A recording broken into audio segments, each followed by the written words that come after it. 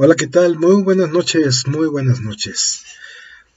Sean ustedes cordialmente bienvenidos a este nuevo ciclo de Noches de Formación, aquí en la Parroquia Nuestra Señora de la Esperanza. En esta ocasión le ha correspondido a la Comisión de Ecumenismo, Diálogo Interreligioso y Apologética la preparación de los temas con los que vamos a comenzar en este año. Le hemos denominado la Semana por la Unidad de los Cristianos, y esto debido a que del 18 al 25 de enero será la semana de oración por la unidad de los cristianos. Pero fíjese que antes de comenzar, quiero comentar lo siguiente. Se han acercado conmigo personas para preguntarme acerca de esta comisión, y todavía más aún hay cierta duda o cierta confusión sobre lo que es el ecumenismo, lo que es el diálogo interreligioso y algunos conceptos de apologética. Entonces quiero aprovechar este momento para dar a conocer lo siguiente. Tenemos aquí en la diócesis este documento que es el Plan Diocesano de Pastoral en su cuarta etapa 2017-2025, en donde nos habla sobre las 7 comisiones que hay aquí en esta diócesis.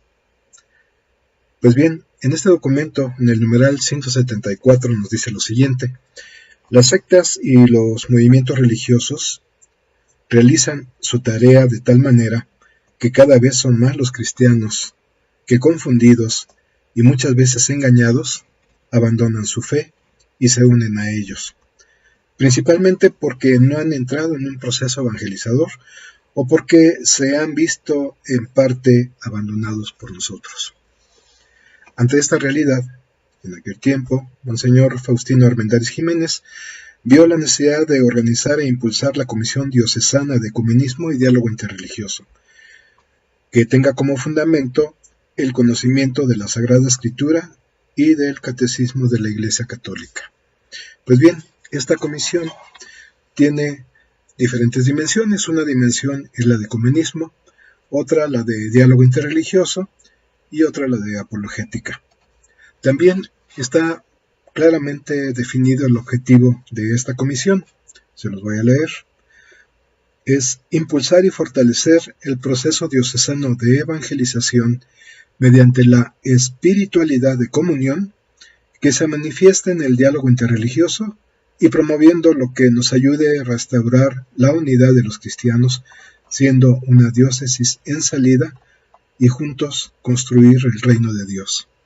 Entonces queda claro que lo que corresponde al diálogo interreligioso es entre diferentes denominaciones religiosas, como en el caso del judaísmo, en el caso del islam, y lo que toca a la unidad de los cristianos, eso es el ecumenismo.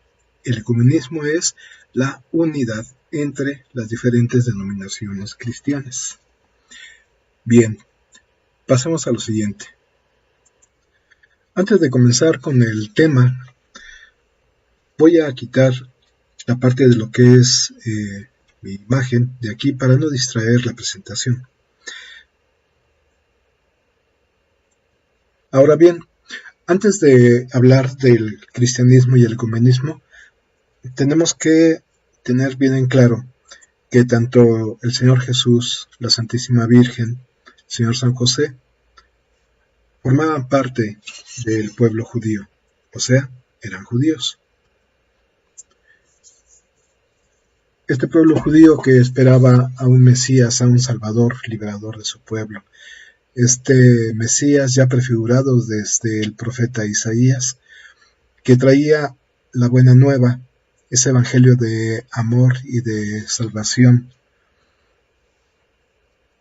Este evangelio que se fue propagando después de su muerte y resurrección, en donde los apóstoles lo llevaron más allá de los límites de Palestina, de lo que conocemos ahora como Palestina, para divulgar el evangelio y la fe cristiana. Estos primeros cristianos que se organizaron en Jerusalén, más tarde empezaron a hacer comunidad allá en Antioquía. Y es precisamente allá en Antioquía en donde se les denomina por primera vez con el nombre de cristianos, porque eran creyentes en Cristo. Esas primeras comunidades se fueron extendiendo por todo el territorio romano. ¿Por qué? Porque gracias a que hubo esa expansión del territorio y las vías de comunicación que había y todo, daba pie a que pudiera darse esta propagación del Evangelio, pese a las grandes persecuciones que hubo. Y eran tiempos también muy difíciles para esos primeros cristianos. Fue tal la extensión que se dio del cristianismo, en donde Constantino decidió ya establecer la tolerancia religiosa mediante el Edicto de Milán en 313, y ya en el 380 Teodosio lo transformó en la religión oficial. Ya para esto, los apóstoles podían movilizarse fácilmente ahí por todo el territorio imperial. Ya en el 325, en el primer concilio, el concilio de Nicea, fue considerado como el primer concilio ecuménico, donde estaban reunidos todos los obispos cristianos ya de aquel tiempo, de aquella época. Y si hablamos acerca de la historia de la Iglesia, voy a hacerlo así de una forma muy amplia, sin tanto detalle, porque como ustedes tal vez se habrán dado cuenta en lo que es el programa de esta semana, se va a hablar acerca de algunos de estos padres de la Iglesia. Entonces, ahorita voy a hacer mención solamente de ciertas características. Ya San Pablo, en Gálatas 1, 6, 9, nos habla acerca de aquellos que estaban perturbando a la comunidad, alterando el Evangelio de Cristo. Después, en el siglo II, aparecen las herejías en el seno de la Iglesia, con el gnosticismo y el pontanismo, unos contaminados con el ambiente helenista y otros predicando una renuncia total al mundo. Y esto no tenía nada que ver con lo que Jesús predicó.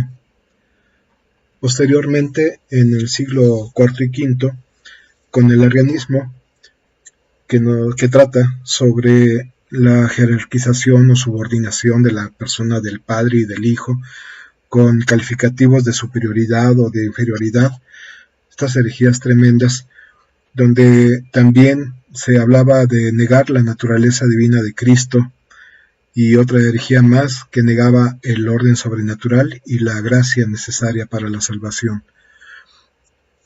Todo esto fue tratado en diferentes concilios por diferentes padres de la Iglesia, en donde, dando respuesta a estas herejías, esta deformación de lo que es la fe, pues los padres de la Iglesia fueron los primeros apologetas que daban fe y defensa sobre esta fe en Cristo. Después se viene a dar el primer cisma. Ese cisma, esa separación de la Iglesia de Oriente y Occidente. La de Oriente, en donde queda el patriarcado de Constantinopla, y en Occidente con el Papa León IX y con los demás sucesores que hubo después.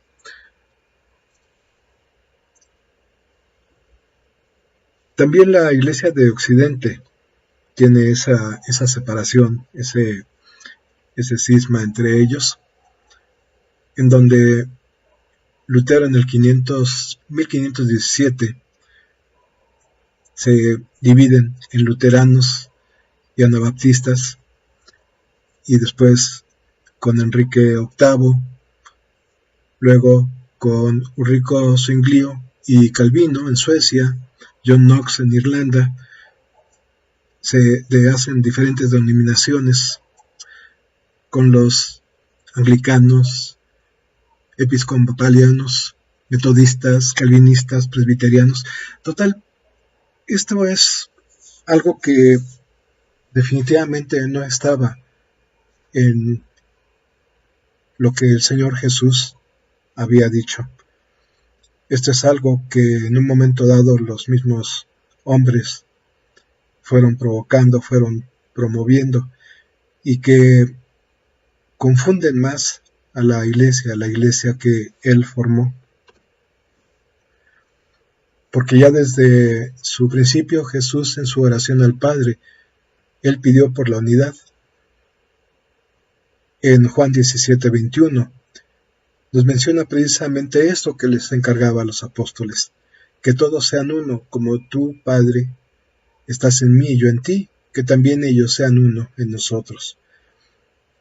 Esta unidad que el Señor tiene con el Padre, esta unidad que no debería haber ninguna división en la Iglesia de Cristo, ha sido obra de los hombres y se opone totalmente a la voluntad de Cristo. Esto es algo terrible, esto es algo que ha permeado a lo largo de la historia y en diferentes lugares del mundo. Y a causa de esta división, la misión se vuelve cada vez más pesada, porque esta, pues llamémosle, lucha entre cristianos, que nos confunde y confunde a otros más, incluso a los que no creen en Cristo. Eso impide que se difunda la fe como debe ser. Esto impide precisamente que se dé a conocer fielmente la voluntad de Cristo. Y utilizando las palabras del Papa Francisco sobre esta división, nos dice que es un escándalo para el mundo, un verdadero y total escándalo para el mundo.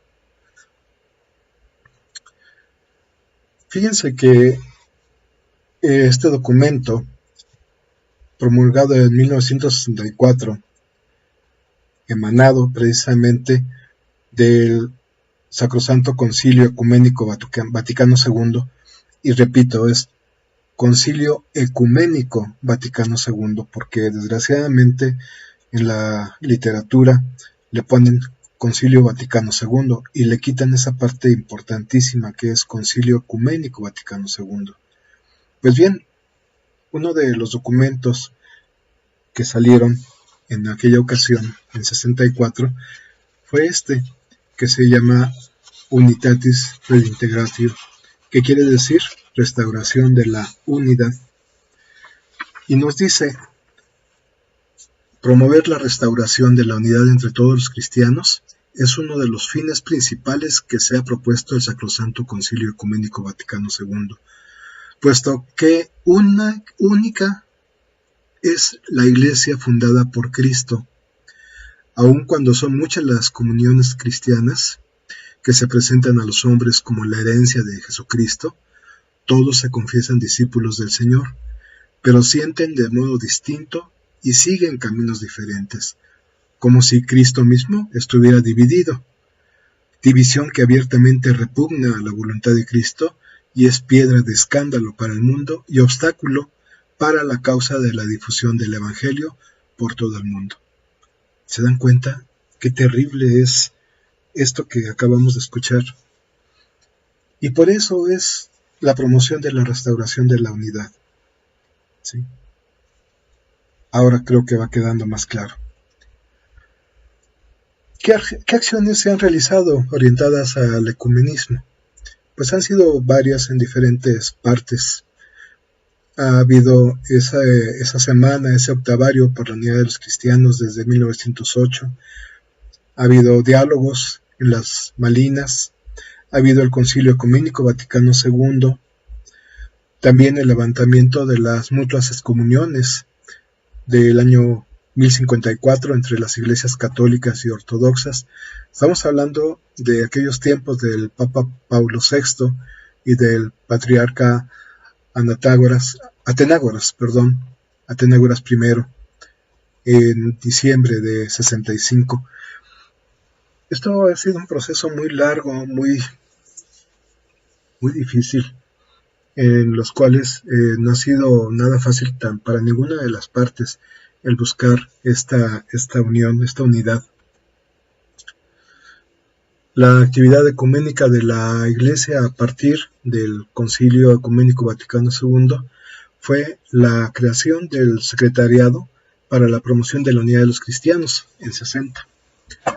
Fíjense, en 1960 fue la etapa preparatoria y ya posteriormente la Constitución Apostólica Pastor Bonus en 1988, en donde el Papa Juan Pablo II transformó este secretariado en el Pontificio Consejo para la Promoción de la Unidad de los Cristianos.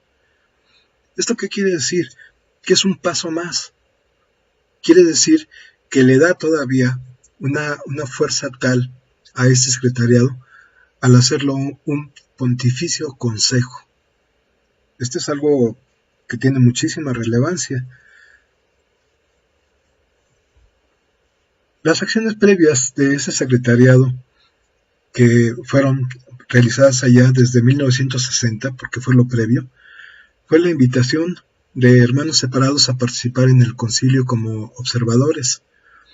También fue atender a todos los representantes de las diferentes comunidades eclesiales no católicas presentes como observadores en el concilio, y también en la preparación y publicación del decreto sobre ecumenismo Unitatis Redintegratio, como lo dije, que es la recuperación de la unidad, el 21 de noviembre de 1964. Se dan cuenta que desde 1960 empezó a trabajarse más en forma en este camino de la unidad de los cristianos. Ya de manera posterior al concilio, se hace la elaboración del directorio para la aplicación de los principios y normas sobre ecumenismo. Bien, quiero decirles que un directorio es un documento que contiene los principios fundamentales, teológicos y pastorales de la Iglesia, con los cuales se puede dirigir y ordenar mejor la acción pastoral. Contiene aspectos, norma teórica, teológica, que incluye los aspectos prácticos también para realizar a cabo las diferentes acciones. También se elabora el documento de la dimensión ecuménica en la formación de quienes se dedican al ministerio pastoral. Se revisa y actualiza el directorio, publicándolo nuevamente en 1993. Se hace la promoción del diálogo con los hermanos separados y se encabeza y orienta las acciones ecuménicas de la Iglesia Católica. O sea, toda una serie de trabajos y de acciones orientadas propiamente a la parte ecuménica, tanto en documentos como en acciones.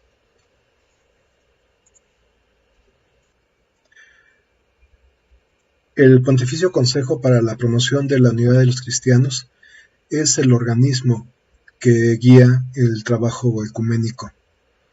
Al ser un consejo de carácter pontificio, entonces la cabeza es el Papa, después viene todo el órgano que compone este consejo de los obispos, conferencias episcopales, los sínodos, todos los organismos que tienen que ver con esto, y vienen las demás comisiones también, y se han realizado diferentes reuniones, todos estos encaminados precisamente a la unidad de los cristianos.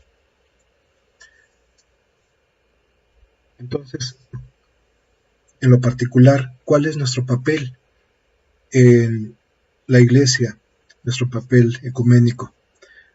Pues miren, vamos a dejar bien claro que todos somos llamados a participar en el ecumenismo. ¿De qué forma? De forma espiritual. Entonces estamos hablando de un ecumenismo espiritual. Y este ecumenismo espiritual tiene 3 elementos principales, que son la oración, la conversión y el cambio de vida. Cambio de vida con un testimonio de vida.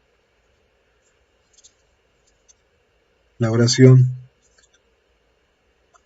tal como nosotros la conocemos, como nosotros hemos hecho desde chicos, como nos han enseñado a orar, ese momento en donde nosotros ponemos nuestro corazón en el Señor, donde nosotros buscamos con nuestro corazón hablarle a Cristo, pedirle, ofrecerle.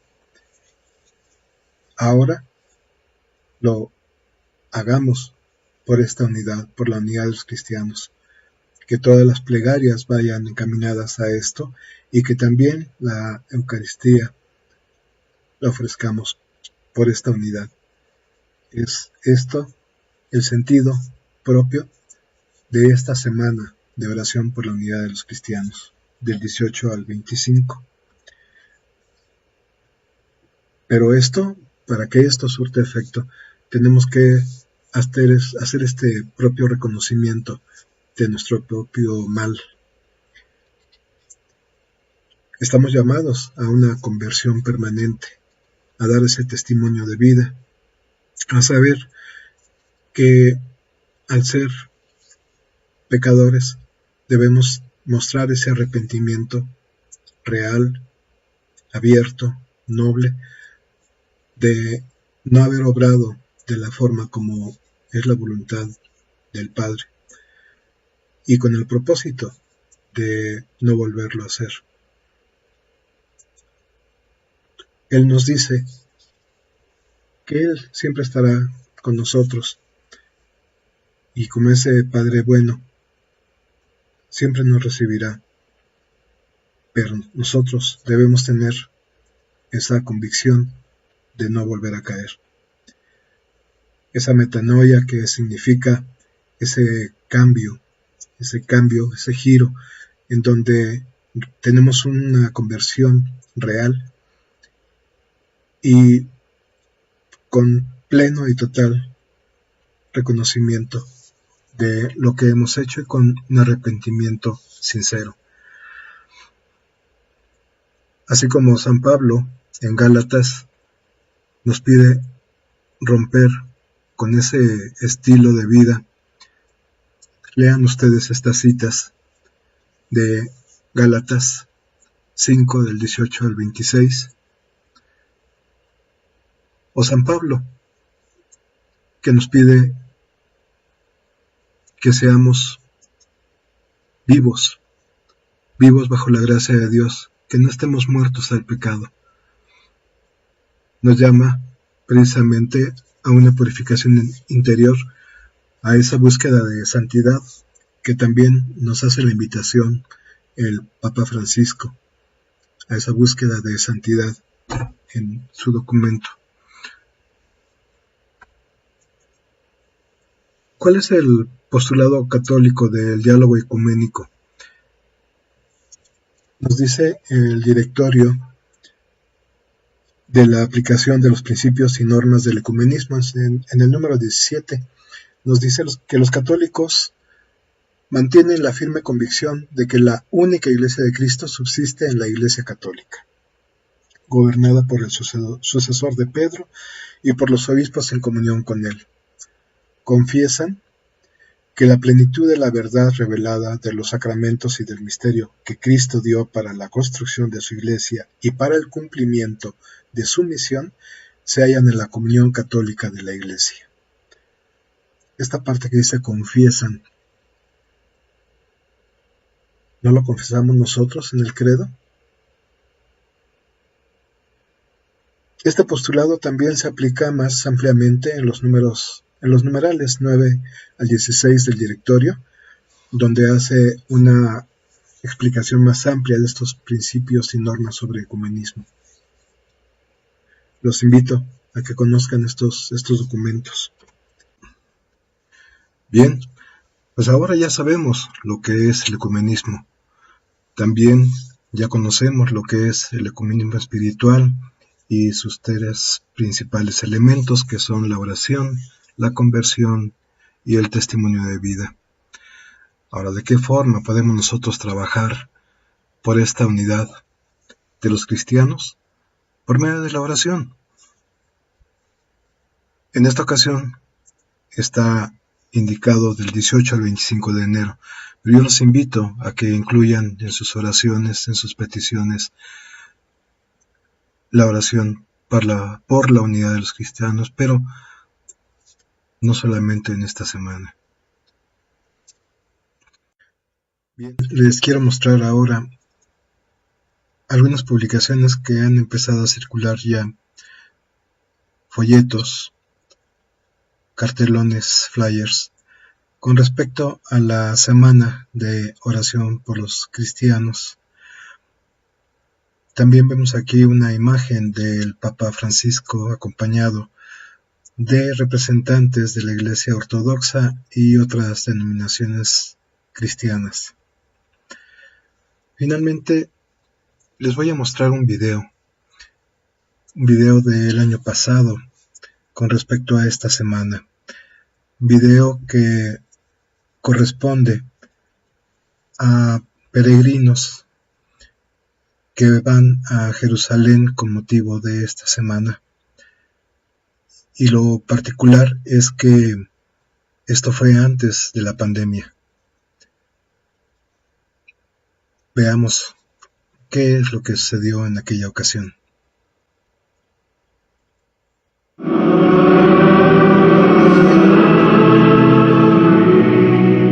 Del 25 de enero al 2 de febrero tiene lugar en Tierra Santa la Semana de Oración por la Unidad de los Cristianos, una unidad por la cual todas las confesiones cristianas se encuentran cada año rezando. Un desafío y un compromiso que involucra de una manera especial a Jerusalén, donde son evidentes las diferencias todavía existentes, pero que es también la ciudad en el centro de la fe común, el lugar en el que nació la Iglesia. Es emocionante, ya había estado casualmente hace 5 años, deseábamos volver y hemos elegido esta ocasión para hacerlo. Es una experiencia extraordinaria, de una intensidad y de una carga emotiva que es difícil describir y que es una ocasión para implorar que esta unidad pueda crecer en nuestra Iglesia. Implorare che questa unità possa crescere nella nostra Chiesa.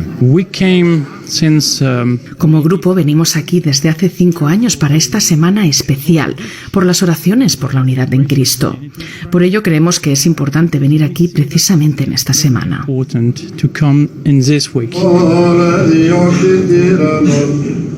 La oración en el Calvario abre la semana. Celebrada según la tradición greco-ortodoxa, ha atraído a numerosos fieles cristianos de otras confesiones.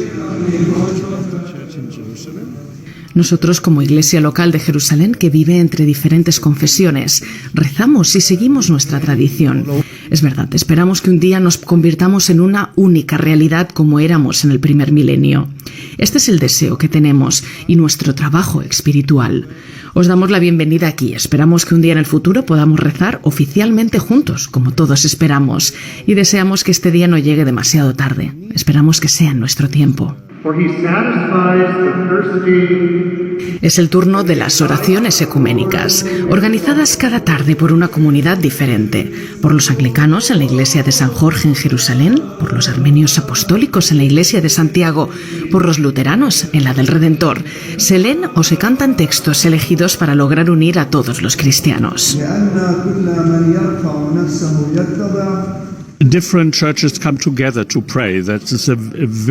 Es una realidad muy importante que las iglesias se reúnan para rezar.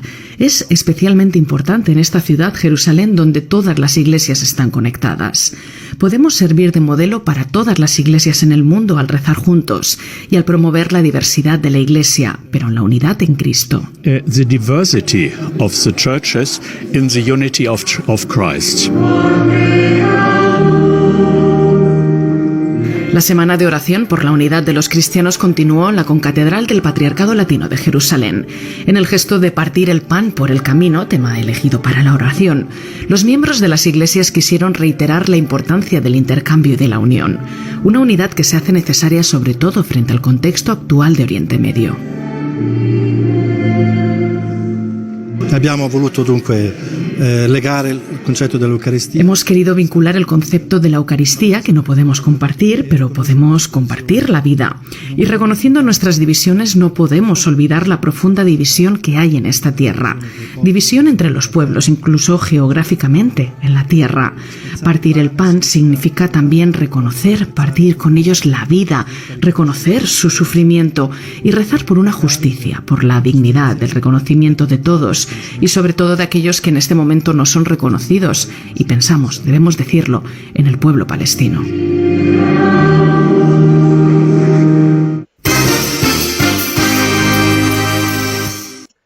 Qué imágenes más impresionantes, más impactantes, más llenas de amor.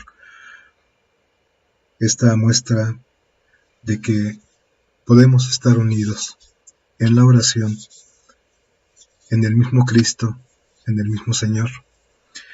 Compartir el pan, compartir la experiencia de poder convivir unidos. Por eso es lo que nos corresponde a nosotros, vivir en la oración, pedir por la unidad, por la paz. Y con esto nos quedamos para el día de mañana. Con el favor de Dios, vernos a la misma hora, a las 8:30. Por favor, inviten a sus conocidos a que se unan a estas noches de formación en la parroquia de Nuestra Señora de la Esperanza. Que tengan muy buen descanso.